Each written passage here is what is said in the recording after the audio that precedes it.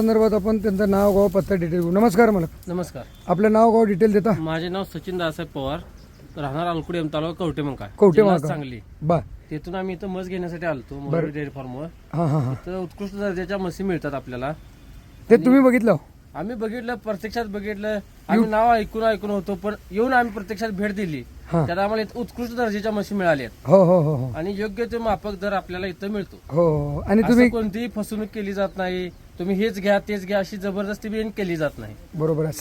सगळ्या रक्त पडालेल्या ब्लिडिंग मध्ये म्हणजे ताज्या म्हशी आहेत, ताज्या बघितलं म्हशी होतं? सगळ्या मिळतात इथं. बरं, म्हशी एक घेऊ का दुसरी घेऊ असं वाटत होतं नाही? हो, एका बरंच एक. कोणती घेऊ, ही घेऊ का ती घेऊ? हा, पण एक पसंत म्हणजे एक घ्यायची होती, एक घेतलं एक होतं. घ्यायची होती आपल्याला, एक घेतली. या कधी आणि इथून पुढे बी येणार, फक्त मोरे डेअरी फार्मलाच मस घेणार. म्हणजे तुम्हाला थोडं काहीतरी वाटलं की चला आलं तसं चक्कर तर वाया गेली नाही की? नाही नाही नाही. ठीक आहे, आभार आहे तुम्ही आल्याबद्दल.